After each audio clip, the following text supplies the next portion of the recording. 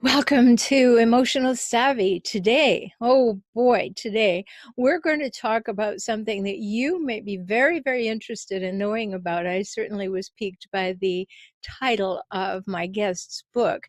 And the title of the book is Being the Strong Man a Woman Wants. Oh, there's so many pieces to that, right? And I think that you will find it very interesting to follow this conversation. So come right back and stay tuned.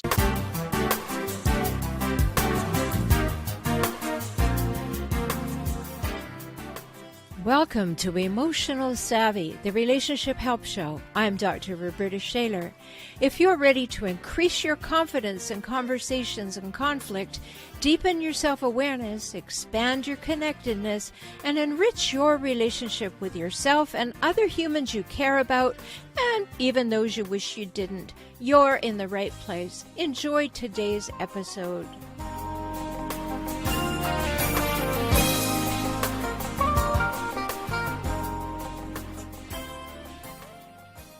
Emotional Savvy today, we're talking with the author of Being the Strong Man a Woman Wants. Here's a copy of the book. You can see I have all kinds of markers in it, and that's because I have all kinds of questions.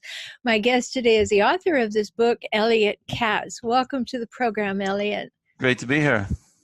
I am fascinated by so many things in this book, and I am intrigued enough to want to drive down and talk about them. And I just bet that there are lots of listeners who are saying, go for it. Okay. Because we parse this out. So this timeless wisdom on being a man that you have worked into this tale, I don't know if you call it a myth or a teaching tale, or what do you call what you've written? Really a story. I think people like to read stories, and they're more receptive to reading things that are in the form of a story. And it's a story about a grandfather teaching this wisdom to his grandson because the boy's father did not teach it to him. That sort of reflects our situation in the world today, that a lot of men grow up without a father figure or male role model to teach them this wisdom that traditionally has been passed on from generation to generation. Why do you think that's so? Well, I think there's lots of reasons for it. And historically, one of the big reasons is just changes in our society, where in the past, fathers and sons worked alongside on farms and small businesses. Then came industrialization. Families moved to cities. Fathers were away all day at work, and didn't have as much influence in their sons' lives. Their boys were raised mostly by women. They went to school. Most of the teachers are women. They watch television. Men are portrayed as incapable buffoons. And today, especially now, there's a lot of divorce, a lot of, fathers become visitors in their lives. A lot of children lose their fathers completely. I saw a statistic that said 1/3 of children cease to see their fathers within 2 years of divorce. So there's a lot of reasons. Oh, where did you find that statistic? I read it in an article. Actually, someone was telling me that that's in general in the United States, 1 out of 3. And they told me that among the Latino and African American community, it's 2 out of 3. So I'd love to see that statistic. And listeners, maybe you want to look it up too, and have a think about that. What's going on in your world, and how your sons, because we're talking about men today, how your sons are being shown how to be a man. And it's a very important consideration. I raised 2 sons and a daughter alone, mostly alone. And it was always a consideration for me. At one point, I actually sent each of my sons to live with their father for a while, when I thought it was the time that they needed to have really strong modeling. Even though I wasn't all that keen on the models, I felt it was important to them. So what led you to write this book? Well, like a lot of people, it's a reflection of my own journey. I was married, then I got divorced. And like a lot of people, at first I blamed the other person. Then I came to the point of asking myself, what do I have to learn from all this? I don't want to go through this again. And I really set out on a journey, like, what does it mean to be a man in a relationship? So I I read books. They really said nothing to me. I had been to see therapists. I was really turning to the timeless wisdom that for generations fathers used to teach their sons about being a man. And there's tons of writings about this, like writings from 100 years ago, even 1,000 years ago, or several thousand years ago. And what really struck me was like, wow, this was so relevant. It was like it hit me in the face. It's like, this is my situation. How come, this information, this knowledge, this wisdom has been around for 1,000 years? How come nobody told me this? So I put it together in this book, and it's all the stuff that I wish someone had told me before I got married or while I was married. And I shared it with, my goal is to share what I learned with other people. And the fascinating thing was, at first I thought, oh, this is just me and my friends or my little circle. The book's been translated to 24 languages all over the world, in Europe, Asia, Latin America, Africa. And so it hit me. I said, well, this is what men have to learn. These are the insights that men need to learn. And in the world today, men aren't learning it. And I think that's the reason for the why this book is striking a chord around the world. Yes, that's so interesting, because wonder why. It's not just that men are not passing on wisdom to their sons, I'm sure, but that the world has changed greatly, and the roles have been changing, and the expectations have been changing. So there are many things in this book that I want to talk to you about. But first I want to ask you, yes, it's popular in 24 countries, but have you had any pushback, any controversy? Has anybody said, what's up with this? Occasionally, but I think they often misunderstand what the book is saying. Occasionally, someone will say, I'm telling men to be controlling, and really I'm not. And I think it's very clear in the book that I'm not saying that at all, but often it's someone who's had a bad experience, like a woman who was in a controlling relationship, and she'll say, I'm telling men to be controlling. Not at all, not at all. I mean, being controlling is abuse.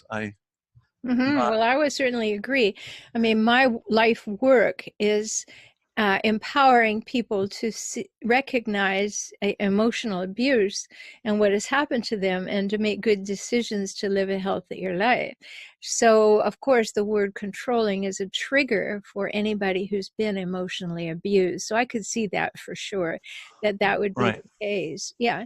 And, in the beginning, when I started reading, I thought, I wonder what's up with this. And I have to admit, Elliott, it took me halfway through the book before I could kind of, okay. And then I thought the only fair thing to do is to read the entire book to make sure. But, I found a couple of little things that kind of set me off a bit. So, on page 88 in the story, and it's a lovely story, it says, sometimes you have to make decisions. The grandfather says to the son, sometimes you have to make decisions that people don't like, and they get angry, but you have to do it. Everybody who makes decisions has to deal with people who don't like the decisions. And the question came up for me. It sounded as though the man was being encouraged to be the decision maker. And that was a big question. So what do you say to that? Okay, that's a very good question. So, first of all, getting back to about being controlling, the book doesn't say be controlling. It says show your share of leadership, but which is a trigger. Some people think, oh, I'm telling men to be controlling. Not at all. No. Really, what I'm telling men is make your share of decisions. Stop leaving every decision to your wife, because that's what so many men, you'll be talking about changing roles in our society. So many men today are confused about what they're supposed to be and what they're supposed to do, and they don't want to be controlling. They want, most men want to be good husbands and good fathers, and they're really not sure what they're supposed to do. So they just think, well, I'll just do whatever my wife tells me to do, and she should be happy, and I'm doing that. And why isn't she happy? Well, Rhoberta, you understand. So, let me just put it in here so that, people have a hook to hang that on. I mean, this whole thing, happy wife, happy life, right? It is permeating the culture, right. And it's one-sided. And it actually speaks to what it is that you're providing the antidote for in your book. So if this begins to intrigue you, as it certainly did me once I got into thinking about all these things, then that's what Elliott's speaking about right now. So please go on. Okay, so he's talking about happy wife, happy life. I agree, except, and I get this question a lot, except what does it mean to have a happy wife? Just, do whatever she tells you to do. And, men think, well, isn't that great? I'll let her do whatever she wants. But really, like running a home, dealing with all the problems, making all the decisions, that's hard work. So when a man says, well, you can decide and, well, you tell me what to do, she feels, and I've heard a woman say this, she feels that he is a child and she is his mother. She doesn't want that. So getting back to the quote in the book, so sometimes there's situations where a man thinks, well, she wants this, but I know this is wrong. And I know with certainty this is wrong. And sometimes, and I've seen this and I experienced it myself, you give in because you think, well, what can I do? And it goes wrong and then you blame her. And, this is, we go back to the story in the Bible, like this is exactly what Adam did with Eve, right? He blamed her he gave in and then he blamed her. So that's what men do. So I said, well, if it's wrong and it's wrong, you can't give in, because you can't give in just to think you're going to blame her and present yourself as a victim of your wife. Nobody has any sympathy for you. If it's wrong, that it's wrong. You have to, you can't give in. You have to make sure, it's your responsibility to do what's right. I mean, this isn't saying being controlling tyrant, but there are situations where you just can't get, I coach men and I hear it all the time. I gave into this. It was such a disaster. I knew it was a mistake. Well, and it's destroyed your marriage in the end. So that's what I'm saying. If you know it's wrong, you can't say, well, what can I do? I'm powerless. I'm helpless. Right. Well, I think you're talking about, being responsible and taking responsibility for your actions. I put a big question mark in the book on page 56 when it said being strong meant I had to take full responsibility for making things better. Oh, really? You're not in a partnership? I had to take action to achieve what I wanted. I couldn't keep saying she has to change and then wait for her to change. Taking full responsibility also meant I couldn't give in to her on something that I knew was wrong and turn around and blame her when things went wrong. Right. So I kept getting this big question, Elliott. Where is the mutuality? I've written 16 books. Wow. I talk about, for couples, we need to have equality, mutuality, and reciprocity. This sounds like somebody has to be right. Instead of encouraging a conversation in depth that allow each partner to express how they're feeling, what they're thinking, what they're bringing to it, and then making agreements and decisions together. This sounds to me like, okay, the guy in this case, the strong man, has to decide what's right. And I have to object because he can only say what's right for him. Okay. So let me just get back to the first part of your question, where a man has to take responsibility for what's going on in his home. And like I said, nobody wants to hear a man say he's a victim of a woman. And I've heard many men say, well, I could change if she would change. Like everybody's saying, what you're describing is wonderful if it works. But there are situations men says like, well, I need her to do this, but she won't do that. I said, you got to solve the problem. You see a situation. And, you see what happens is men just blame the woman because, well, she's not doing this. She's not doing her share. It says, you have to take responsibility. What can I do? You have to take responsibility. And not only that, but I think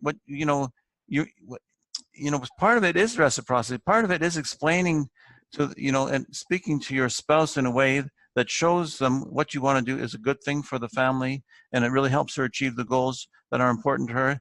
That's part of it. It's not, you see, the point is stop sitting back and being like a helpless victim, because I felt that way.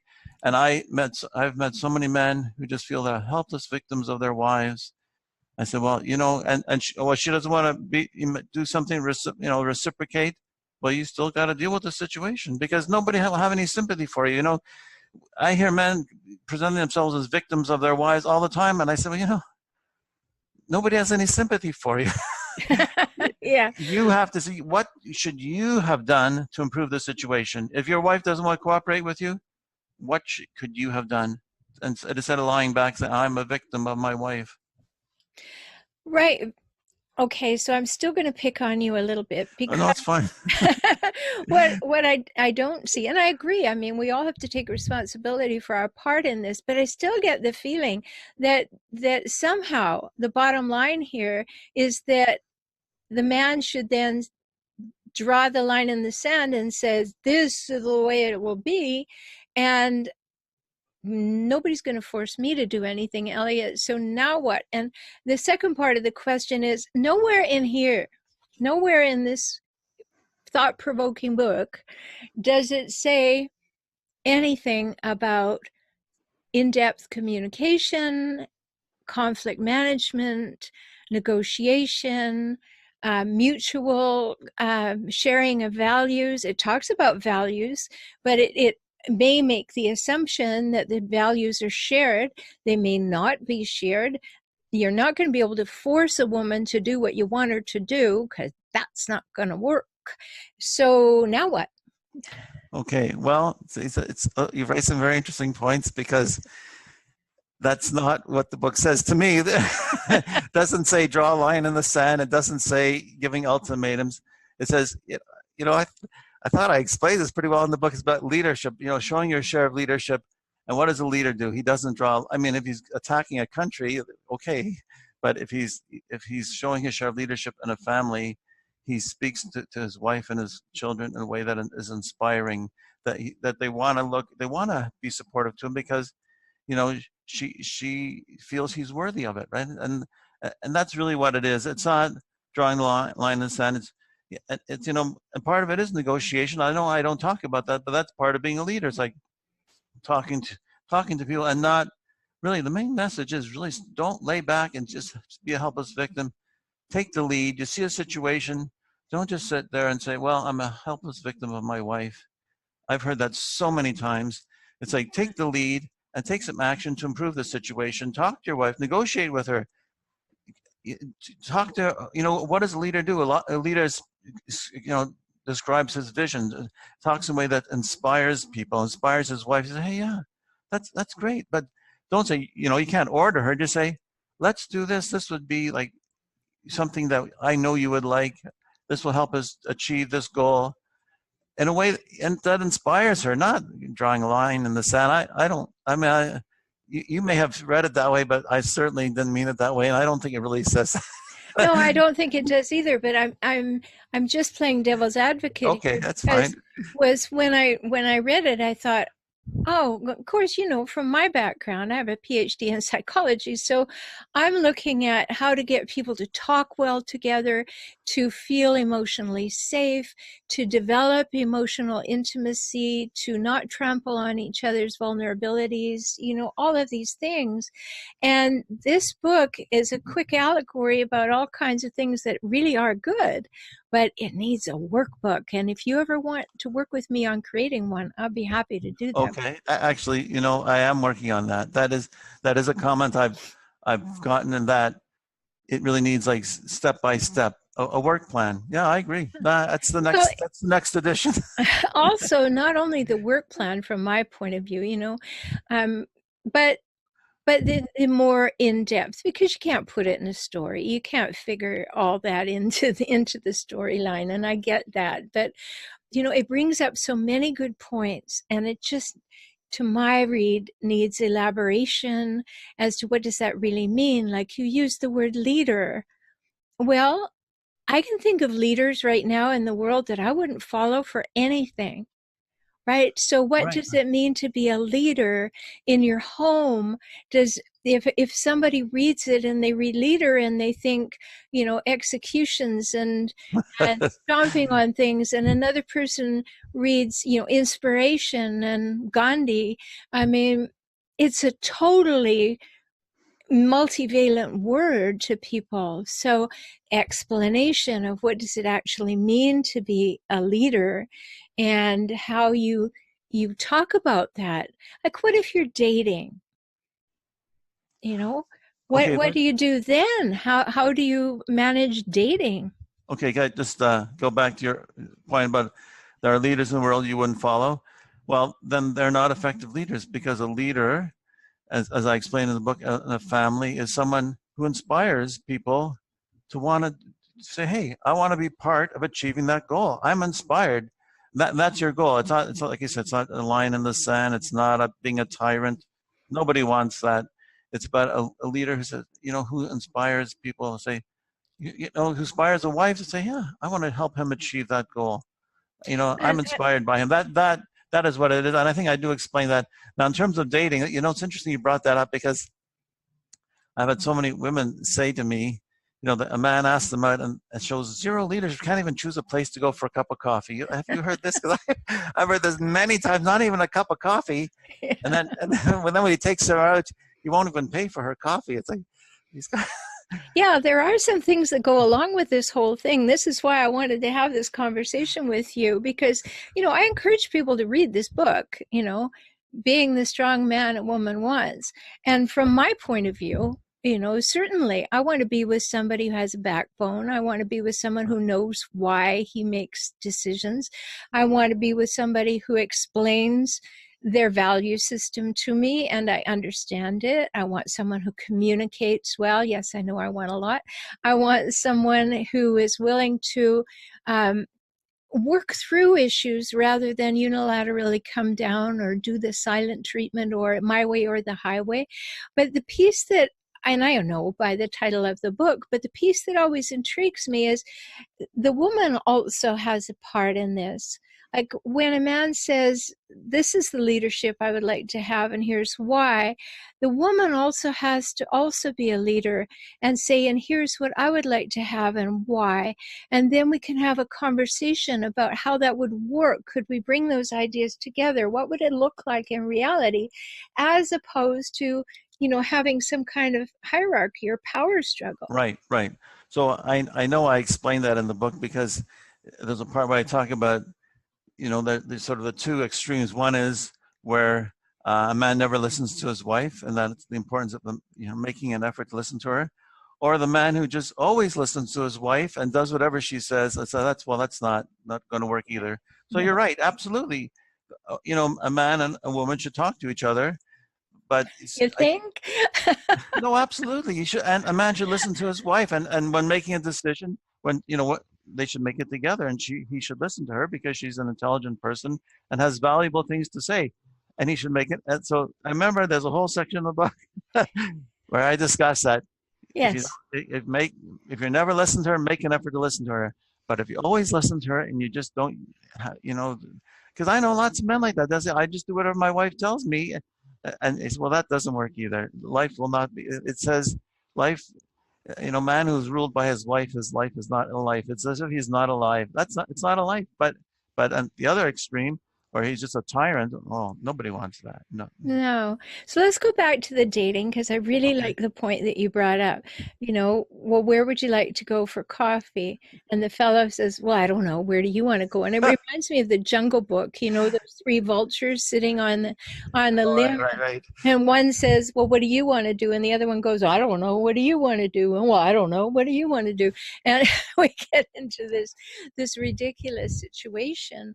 But it is something that goes ahead of you. If someone says, well, where would you like to meet? And they say, I don't care, and come up with no suggestion, whether it's the male or the female. What is it that makes you such a people pleaser that you're afraid to even say the name of a coffee shop? Right? I know. I agree. I've had this conversation many times, and I say, be a man with a plan. You want to ask a woman out? Have a plan. You go, so, well, we'll go here for dinner, then we'll go see this movie. If she doesn't like those ideas, she'll tell you. But if you ask her out and she says yes, and then she says, well, what did you have in mind? And you have no plan. It's like, well, yeah. Whatever. Yeah, whatever you decide. Yeah. And then he thinks, but the thing is, men are so confused today. He thinks, I'm showing her I'm the nicest guy. I'm non-controlling. I'm letting her decide. I'm the nicest guy. Why doesn't she want to go on a second date with me? Yes. But I explained to these guys, if you can't even choose a place for a cup of coffee, how are you going to deal with real life's challenges? You get married, there's lots of challenges in marriage. If you can't handle any problem, I can't even choose a place for a cup of coffee. it's a big turnoff. I've had lots of women say that they go once with a guy and he can't even choose a place to go. It's a big turnoff. Like she won't go out with him again. Well, I'd like to make a distinction because what I'm hearing, and I think what you're saying too, and correct me if I'm wrong, but it's not like he's saying, okay, we're going to go to Starbucks on that corner. He's saying, how about Starbucks on that corner, Absolutely. right? You could say, I was thinking of this place. I heard this restaurant's really good, or this movie I've heard it's really good. Yeah, At great least point have of something to departure. plan. Yeah, Pardon? a great point of departure Oh, so that we can have a conversation about where we're going to meet. absolutely. I really like that. And then when you are dating, you know, because I deal with the severe dysfunctions in life and people are really burned after they've been in relationship with these relentlessly difficult, toxic people, I trademark the term for them. I call them hijackals. And the reason I do that, Elliott, is because I don't want anyone turning into an armchair psychologist and going to the internet and saying, my partner behaves this way. And then they forget that the internet is an index, not a mental health professional. And it spits back narcissist or sociopath or whatever. And then the person says, well, I'm with, and now we have a whole different dynamic. But in the dating world, if you've been with a hijackal and you're beginning to date, you're like on red alert for anything Right. that is a sign. And so knowing that each of you could be this strong person, when both people are strong in a relationship, then they're confident, not overbearing, not demanding anything. They know who they are. And I think in the dating world, and I'm interested if you agree, that if each person is in that people pleasing mode, it is just such an unsatisfying disaster. Well, I agree. I agree. I think, people say, ask me like, today's women are very strong. And I said, well, a strong woman wants a strong man. And a man who is a man with a plan, he's not forcing it on her, but he says, well, I thought we would do this. And if she says, well, I can't go to that fish restaurant because I have an anaphylactic reaction to the smell of fish, well, then you should have an alternative plan. She could suggest something, but definitely be a man with a plan. And otherwise, just when I hear men like they'll ask women out with no plan and like and then she doesn't want to go out with them again. Like you can't understand why. So that's the whole thing. I really think that men today are so confused and they're really not sure what to do. Like a woman was telling me that about this friend of hers went out with this fellow. They were meeting at this coffee shop and he had been there. He got there first, bought a coffee, sat down. She came, sat down, and he didn't like say, well, can I get you something? Like, or he didn't wait for her. It's like, I think that person probably thought, well, I'm showing I believe in equality. Like I got my own coffee, she could get hers. But they probably thought I'm doing like the modern progressive man. But if he knew, I said, when you meet a woman at a coffee shop, wait for her, then go to the counter, ask her to order what she wants and pay for her. Then maybe, you would have got a second date. But I really believe men think they're doing the right thing or they're not sure. And they think, well, if I hold the door for a woman, am I being sexist? Really, really. I mean, like, if I hold the car door for her, is that being sexist? Can't she open the car door herself? And I tell men, I mean, I shouldn't laugh, but so many men, they think, well, they'll split the bill. And I said, if you want to show you believe in equality, splitting the bill is not the way to show you believe in equality. Just pay for her because it makes her feel special. Well, I agree with you. Right now, I raised 3 kids by myself, working full time. I'm an entrepreneur. I'm on it, and I've lived through all of these things because, back in my day when I was dating, it was all about that. You sat in the car and waited for the fellow to come around and open the door, and if he didn't do it, he was a goner, right? um, and so it is very confusing for men and for women because things have changed. And like you so rightly said, this whole idea of equality, what does that really mean? Well, it's confusing. It's something you have to have a conversation about a little later. But hey, guys, err on the side of taking care of her And if she doesn't like it and she wants to pull out of that, she'll let you know. But if you do demonstrate respect, just demonstrate caring, demonstrate interest, that you'll never go wrong. And that does mean waiting until she arrives to offer her a cup of coffee and go and get it for her. And it's not weakness on the woman's part. It's a convention. It's a ritual. It's a practice that allows people to understand a little bit of the roles and the differences while being respectful of one another. From my point of view, it's like, oh, I appreciate being taken care of. I don't have to prove I can pay for my own coffee. You want to buy me coffee? Please do. I appreciate it. I don't go through the, oh, it's all right, maybe we could split. I don't do that when someone says, I'll get it. My answer is thank you very much. Exactly. No, and that's what a woman should say. Thank you. And but I tell men, really the goal is to make her feel special. If you plan the date, it shows, well, you've made the effort to think about what you want to do, what you would both enjoy doing. Hey, he made that effort for me. So you're making her feel special. You pay for her. You're making her feel special. I've been interviewed on this subject, like, well, who should pay? The one who makes the most money? I mean, let's. What did you bring? Your tax return? Yeah, and some people won't divulge those tax returns, so it's a real problem. Uh, anyway, let me ask you a question, because we could go on forever, and I'd love to, but we are time limited. So meeting in the middle between what you're talking about and what my specialty is, what advice do you have for people who are beyond the dating stage, who need to calibrate in their own minds and have conversations in their relationship between the difference between controlling and leading, or controlling and what's the other word that I had in mind? It is a shift, right? It's being able to calibrate what's controlling and what's demonstrating interest, what's controlling and what is saying, let's have some equality, reciprocity, and mutuality in this relationship.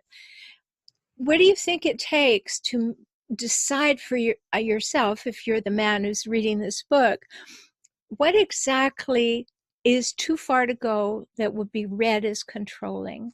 Right. So I do have a chapter on that, comparing what is controlling, what is leadership. And they're really opposites in my mind. Someone who's controlling is usually very insecure. They're thinking only about themselves. They're really not thinking about the best interests of the other person or their family. And it's just abuse. I mean, someone who has to have things their way is not, it's not leadership, because you're not inspiring people to want to be part of achieving your vision, right?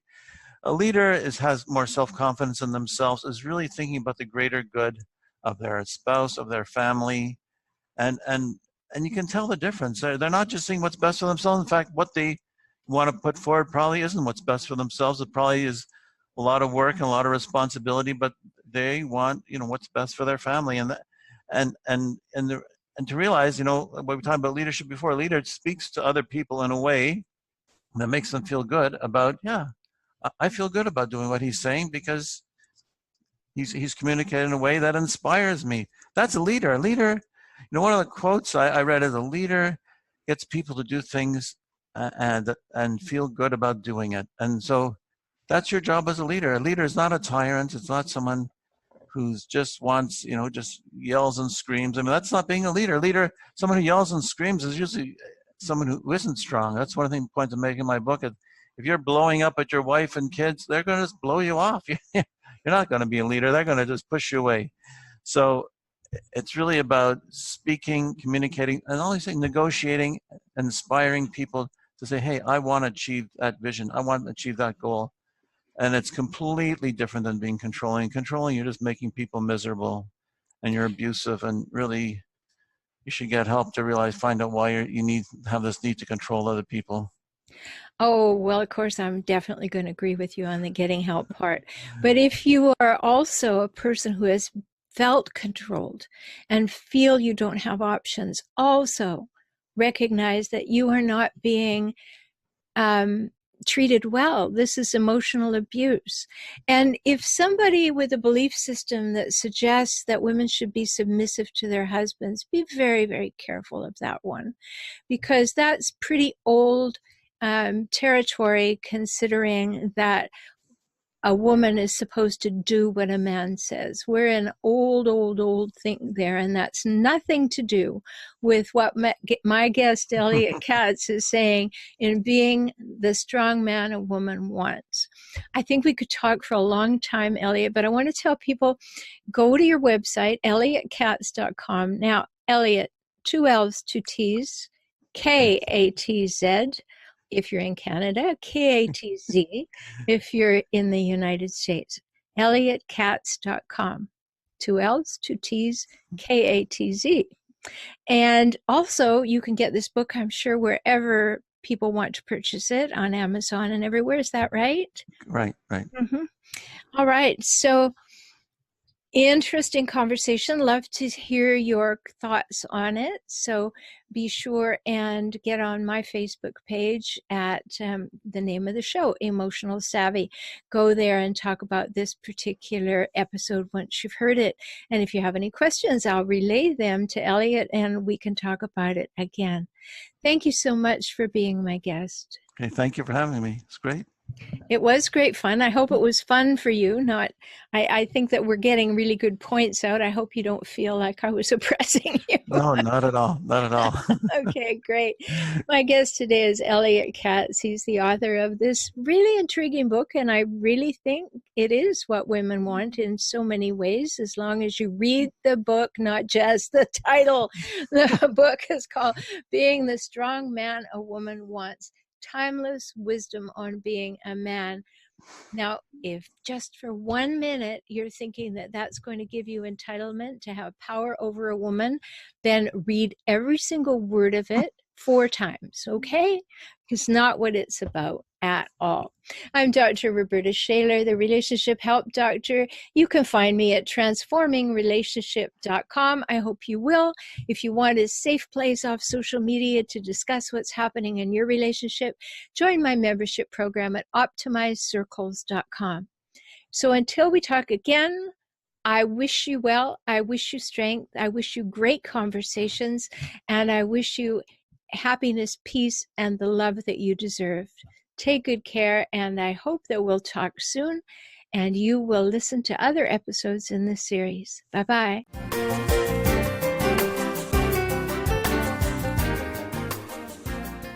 Thanks for being here for today's episode of Emotional Savvy. If you want to deepen your emotional savvy, make shifts in your relationships, and enjoy life and relationships more, work with me, Dr. Rhoberta Shaler. Get my books, enjoy my courses, or work with me directly.